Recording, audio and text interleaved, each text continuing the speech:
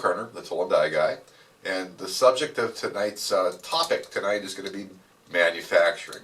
Big shock there, right?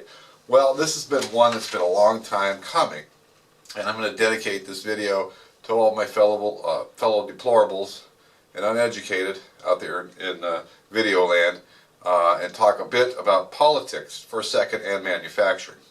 I hope you appreciate the fact that I love politics and have strong opinions on both parties, both sides of the aisle, if you will. But I stayed out of it on YouTube during this last election.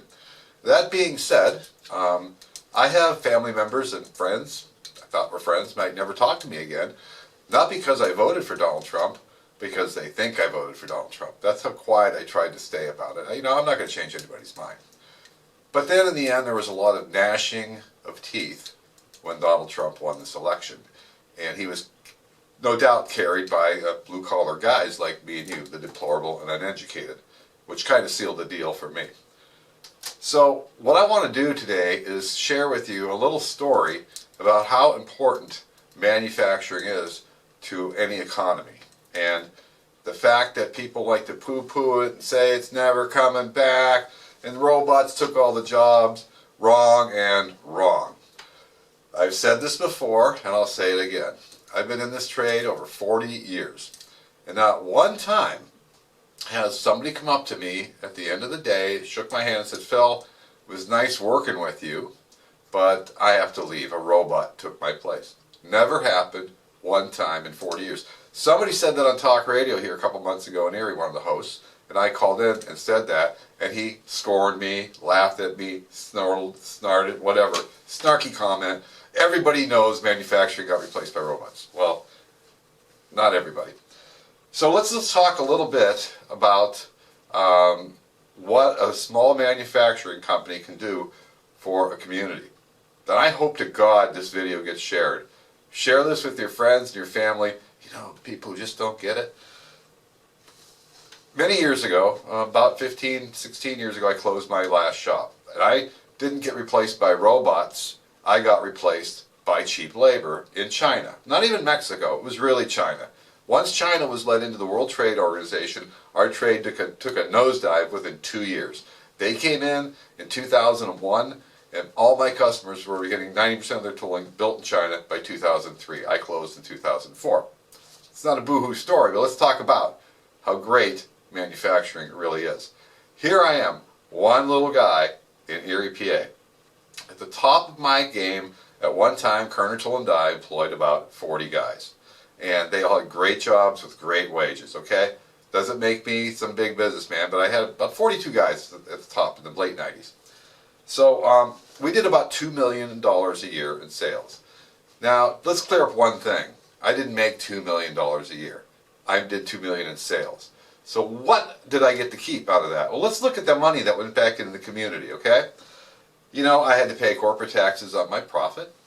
I had to pay state taxes, and of course I gave out great wages. None of my guys' wives had to work if they didn't want to, okay? Back then we got paid really well. Gave out some quarterly bonuses and gave out some Christmas bonuses. Then I had to buy steel. Had to buy, my electric bill was $3,000 or $4,000 a month. Natural gas to heat the place in the Erie winters. Paid all my health insurance for my guys. They were fully covered. If they weren't, I paid a very hefty percentage of it. My health insurance bill back then in the 90s was once a month. I remember writing a check out for about $26,000 a month. So, and then I had to invest in some equipment. So in the end, out of that $2 million, about $1.7 million of it went back into the community in the form of taxes for our roads and schools, in the form of wages for my guys, and in the form of buying steel and keeping steel mills busy, supplying the electric company with some money to keep looking for coal, whatever. Just me, one little guy in Erie, Pennsylvania. Now imagine when there's 100 shops like that in a little town like this, pumping basically $2 million in the economy. It's $200 million a year. Now when you take those jobs away, the, what would I call it, the multiplier is just horrible. You know, nobody's buying the steel, nobody's buying the natural gas, and so what's everything do? Goes up. So it's been an interesting week. A friend of mine went to an auction this week, and nothing's worth anything anymore. And he said at one time at the auction there was a rack the size of his bench back here, probably with 1,000 end mills on it. Most of them brand new or reground. And that whole entire rack went for $20. I thought it was bad when I closed in 2004. I didn't have an auction, but I was shocked at what some of my stuff went for. Now it's worthless. The other night I carried out a set of tracing fingers from my old duplicating days, Hydrotel work. About $3,000 worth of ground tracing fingers.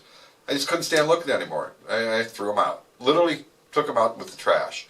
And I got some guy who races around here every Sunday night and picks up any metal I throw out and takes it in. The last time I took 100 pounds worth of metal to the scrap dealer, I got 84 cents.